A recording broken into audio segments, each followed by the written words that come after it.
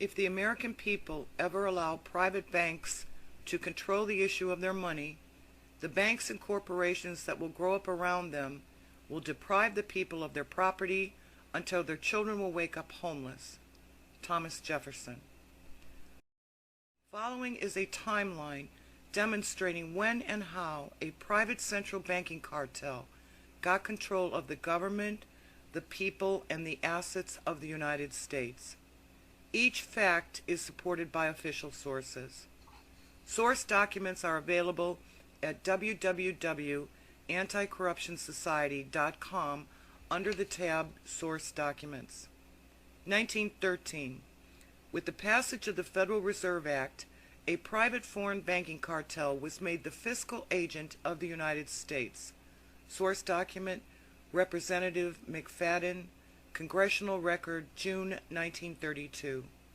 From the website of the Federal Reserve Bank of New York, quote, "The entry of the United States into World War I added to the responsibilities of the young Federal Reserve Bank. It helped finance U.S. military expenditures by becoming the fiscal agent of the federal government." 1920. Congress handed the U.S. Treasury over to the same private banking cartel via the Independent Treasury Act. Source document, Independent Treasury Act, 1920. 1921. The Council on Foreign Relations was founded to direct the media. Paul Warburg was its first director. Warburg also drafted the Federal Reserve Act and became the Fed's first governor. Paul Warburg was an agent for the Rothschilds banking dynasty. 1925. The United States Corporation Company was chartered in perpetuity in Florida by its fiscal agent. Source document, Articles of Incorporation, United States Corporation Company. This company was created without the approval of Congress, nor the knowledge and authority of the American people. Note, in 1925, the Federal Reserve Bank of New York had offices on Cedar Street and on Broadway, both cited in the Articles of Incorporation. Source document, Articles of Incorporation, United States Corporation Company. The United States Corporation Company created a maximum of 100 shares of stock. Source document, Articles of Incorporation, United States Corporation Company. The Articles of Incorporation revealed the names of 3 individuals who held only 5 shares. The other shareholders were not identified. 1920s.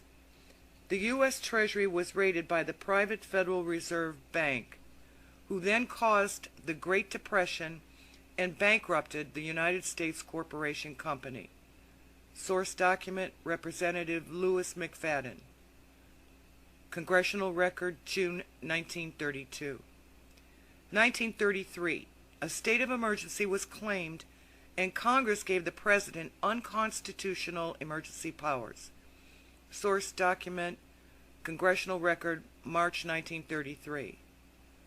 On behalf of the private Federal Reserve, President Roosevelt confiscated the people's gold and forced all to use the Federal Reserve notes from then on. Source document, Congressional Record, March 1933. The Federal Reserve is a private corporation. Therefore, their notes are privately owned currency. The people and the property of the United States was hypothecated and placed unlawfully in a public trust. Source document, Representative Trafficant, Congressional Record, March 1993. Hypothecate means to pledge as security without delivery of possession. 1933. The Internal Revenue Service was chartered in Delaware as a private corporation. It is not a division of the U.S. Treasury. Source document, Internal Revenue Service Corporate Charter, 1933. The United States is a private corporation with unnamed stockholders. A private corporation is its fiscal agent. A private corporation owns and circulates the currency we are forced to use. A private corporation expects us to pay them taxes. The U.S. CEO, the President, has maintained unconstitutional emergency powers for the past 80 years. Source document Senate Report 93549 and Continuation of the National Emergency 2012-2013. Quote, all United States offices, officials, and departments are now operating within a de facto status in name only under emergency war powers, with the constitutional Republican form of government now dissolved. Source document Representative Trafficant, Congressional Record, March 1993. Today, as has been demonstrated, the United States is just a corporate franchised network represented by their all-caps names such as State of Ohio. Corporate statutes have replaced laws. A corporate statute is a rule of a corporation given the force of law by the consent of the parties. This consent generally requires a signed contract. From Judge Dale, author of The Great American Adventure, page 102, quote, the federal and state governments are not real. They are privately owned corporations called governments, and the law is nothing more than their corporate regulations called statutes, unquote. As corporations have no souls to save nor bodies to incarcerate, they are just dead legal structures. A dead legal structure cannot represent living people nor obligate living people to laws. Therefore, a corporation cannot be a sovereign government. It can only be a legal structure for commercial contracts, which is all the so-called United States government franchise network is. From Judge Dale's The Great American Adventure, page 10, quote, all of this deception is compounded by the refusal of ordinary Americans to realize, know, or understand that it is this secrecy and duplicity of privately owned corporations being surreptitiously portrayed as American agencies and government that they have come together to fleece the American people. For more information, read Judge Dale's The Great American Adventure. Free online at anticorruptionsociety.com.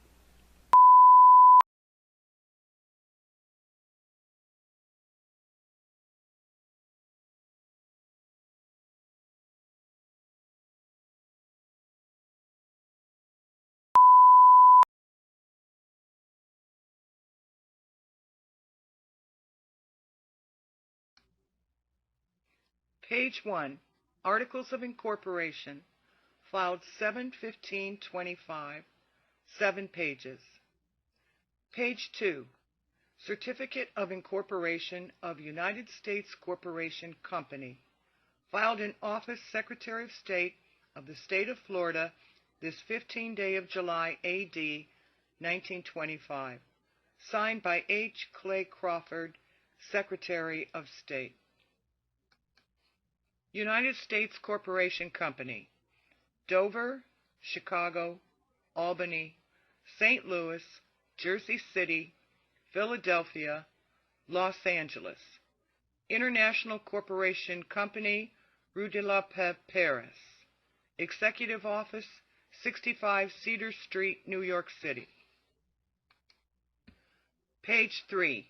Received July 15, 1925, State of Florida. Certificate of Incorporation of United States Corporation Company. Number 1. The name of the corporation is United States Corporation Company. Number 2. The nature of the business and the objects and purposes proposed to be transacted, promoted, or carried on by the corporation are as follows. To prepare or cause to be prepared and procure to be filed, recorded, registered, published, issued, or granted in accordance with law, articles or certificates of incorporation, applications for letter patent, charters, and other instruments relating to the incorporation and organization of corporations and joint stock companies. To prepare or cause to be prepared and procured, to be filed, recorded, registered, published, issued, or granted, certificates, reports, statements, applications for licenses to do business, or other instruments in relation to domestic and foreign corporations, companies, or associations. To provide and maintain domiciliary and other offices and facilities for corporations, companies, and associations, and to act as agent in charge thereof, and upon whom process against or any official notices to any such corporation, company, or association may be served or given, and for any other lawful purpose. To act as the fiscal or transfer agent of or registrar of the stock or securities issued by any public or private corporation, and in such capacity to receive and disburse money. Page 4. To transfer, register, countersign, issue, and deliver certificates of stocks, bonds, or other evidences of indebtedness, and to act as agent of any corporation, foreign or domestic, for any lawful purpose. To carry on the business of an appraisal and audit company, and in connection therewith, to make examinations and appraisals of the business and property of corporations and individuals, to examine and audit their books and accounts, and to make reports and certificates in respect thereof. To publish and deal in books, periodicals, pamphlets, legal forms, and blanks of all kinds. To acquire by purchase or otherwise, and to hold for investment or otherwise, to use, sell, lease, or dispose of real estate and real property, and any interest, estate, or rights therein. To acquire by purchase, subscription, or otherwise, and to hold for investment or otherwise, and to use, sell, or dispose of shares of stock, bonds, or any other obligations or securities of any corporation, domestic or foreign. To aid in any manner any corporation whose shares of stock, bonds, or other obligations are held, or in any manner guaranteed by the company, or in which the company is in any way interested, and to do any other acts or things for the preservation, protection, improvement, or enhancement of the value of any such shares of stock, bonds, or other obligations, or to do any acts or things designed for any such purpose. And while owner of any such shares of stock, bonds, or other obligations, to exercise all the rights, powers, and privileges of ownership thereof, and to exercise any and all voting powers thereon. To acquire by purchase or otherwise, and to hold, own, use, grant licenses in respect to, or otherwise turn to, account or dispose of any copyrights, trademarks, inventions, patent rights, and letters patent of the United States or of any other country. The business of the corporation is from time to time to do any one or more of the acts and things herein set forth, and it may conduct business in the state of Florida, other states, the District of Columbia, the territories and colonies of the United States, and in foreign countries, have one or more offices out of the state of Florida, and hold, purchase, mortgage, and convey real and personal property with or without of the state of Florida. Number 3. The maximum number of shares which this corporation is authorized to have outstanding at any one time is 100, each of which shares shall have a par value of $100. Number 4. The amount of capital with which the corporation will begin business is $500. Number 5. The corporation is to have perpetual existence. Number 6. The principal office of the corporation shall be located in the Centennial Building, Tallahassee, Leon County. Number 7. The number of directors shall be 3. Number 8. The names of the directors who shall hold office for the first year of the corporation's existence, or until their successors are elected and have qualified, and their post office addresses are as follows. Page 6. Harry O. Coughlin, 150 Broadway, New York, New York. Samuel B. Howard, 150 Broadway, New York, New York. Arthur W. Britton, 150 Broadway, New York, New York. Number 9. The names and post office addresses of the subscribers of this certificate and the number of shares of stock which each agrees to take are as follows. Louis B. Gunther, 150 Broadway, New York, New York, 2 shares. Samuel B. Howard, 150 Broadway, New York, New York, 2 shares. Arthur W. Britton, 150 Broadway, New York, New York, 1 share. Number 10. The directors and stockholders shall have power to hold their meetings and to have one or more offices and to keep the books of the corporation, except the original or duplicate stock ledger, outside of the state of Florida, at such place or places as from time to time may be designated by the bylaws or by resolution of the board. The directors shall have power, without the assent or vote of the stockholders, to make and alter bylaws of the corporation, to fix the times for the declaration and payment of dividends, and to fix and vary the amount to be reserved as working capital, to determine the use and disposition of any surplus or net profits over and above the capital stock paid in, and in their discretion, the directors may use and apply any such surplus or accumulated profits in purchasing or acquiring the bonds or other obligations or shares of the capital stock of the corporation, to such an extent and in such manner and upon such terms as the directors shall deem expedient. But shares of such capital stock so purchased or acquired may be resold unless such shares shall have been retired for the purposes of decreasing the corporation's capital stock as provided by law. Page 7. We, the undersigned, being each of the original subscribers to capital stock hereinbefore named, do hereby associate for the purpose of establishing a corporation pursuant to the Corporation Law, State of Florida, 1925. Witness our hands and seals the 7th day of July, 1925. Louis H. Gunther, Samuel B. Howard, Arthur W. Britton. In presence of Samuel G. Wood, as to all. State of New York, County of New York, July 7th A.D., 1925, personally appeared before me, a notary public, in and for New York County, duly authorized to take acknowledgments. Louis H. Gunther, Samuel B. Howard, and Arthur W. Britton, to me known and known to me to be the persons described in and who executed the foregoing instruments, who each acknowledged to me that he executed the same freely and voluntarily as and for his act and deed for the uses and purposes therein expressed. Witness my hand and official seal the day and year in this certificate first above written at New York County, New York. Samuel G. Wood, Notary Public. My commission expires March 30th, 1927.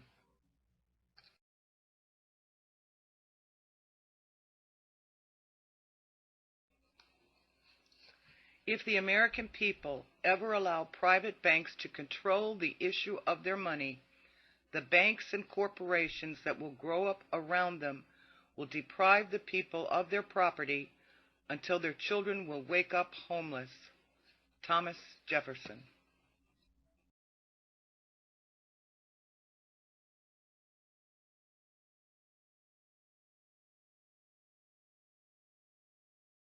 The Act of 1871 formed a corporation called the United States. The corporation, owned by foreign interests, moved in and shoved the original Constitution into a dustbin. With the Act of 1871, the organic Constitution was defaced. In effect, vandalized and sabotaged. When the title was capitalized, and the word for was changed to of in the title.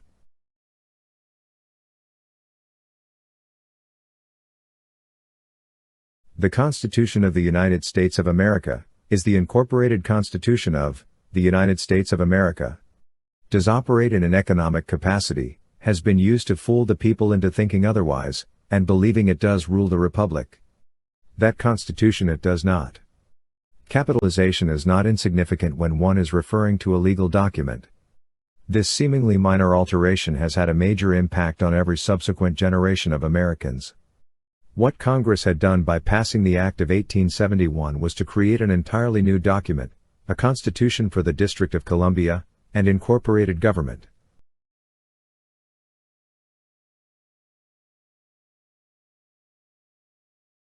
This newly altered constitution was not intended to benefit the Republic.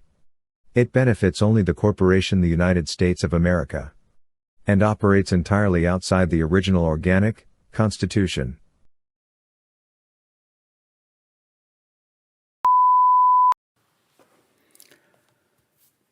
All right, so what we're going to do is talk to you today about the U.S. corporation. Yes, the U.S. corporation. We here in America, the United States of America, are not a country.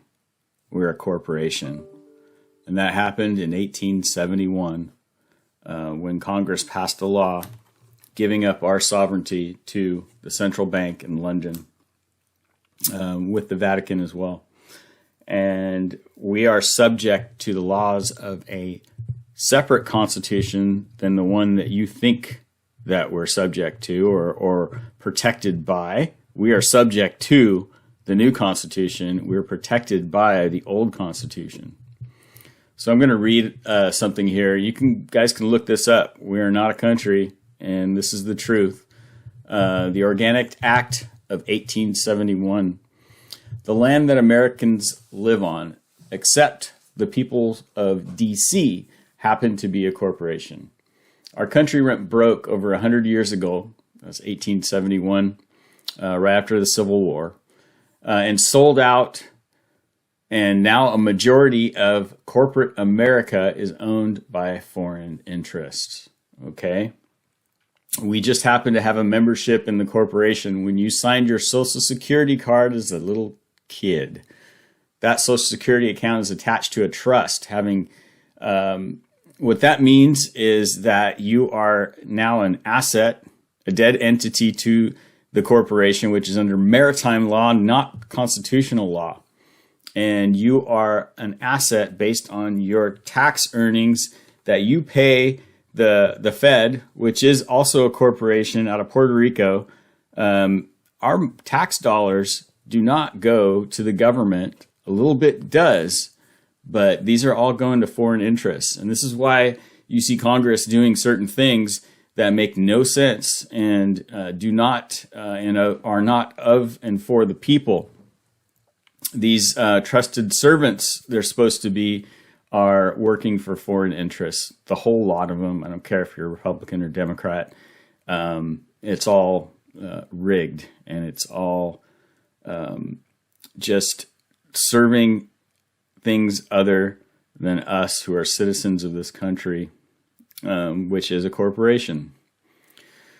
So your Social Security card has a letter in front of the numbers. That letter is attached to a Fed Reserve branch in the U.S. For about a year, there was a glitch where people were able to pay rent with and buy goods from certain outlets using your Social Security account number and the routing number attached to the reserve that your social is tied to. All of your social information gets stored in London, the financial capital. There's a reason why lawyers pass a bar, the British Accreditation Registry. They're called Esquires, which is directly underneath of being knighted by the Queen. It shows you right there who has the power, but most will scoff it off. People still don't believe this. 1871, February 21st, Congress passes an act to provide the government for the District of Columbia, also known as the Act of 1871. With no constitutional authority to do so, Congress creates a separate form of government for the District of Columbia. D.C. is a foreign entity. It's not a state, foreign entity. and it's a 10-mile square parcel of land. Okay, see the acts of the 41st Congress, Section 34, Session 3, Chapters 61 and 62, if you want to look that up. The act passed when the country was weakened and financially depleted in the aftermath of the Civil War. It was a strategic move by foreign interests and the international bankers, the central bank in London, who were intent upon gaining a stranglehold on the coffers and neck of America. We are great income earners, and they have been tapping into this for more than 100 years. So, Congress cut a deal with the international bankers, specifically the Rothschilds of London, to incur a debt to said bankers. Because the bankers were not about to lend money to a floundering nation that we were, without serious stipulations, they devised a way to get their foot in the door of the United States. The Act of 1871 formed a corporation called the United States, all in caps. The corporation, owned by foreign interests, moved in and shoved the original Constitution into a dustbin. With the Act of 1871, the organic Constitution was defaced, in effect vandalized and sabotaged when the title was capitalized and the word "for the people" was changed to "of the people." They changed the Constitution, and that one little word changes everything.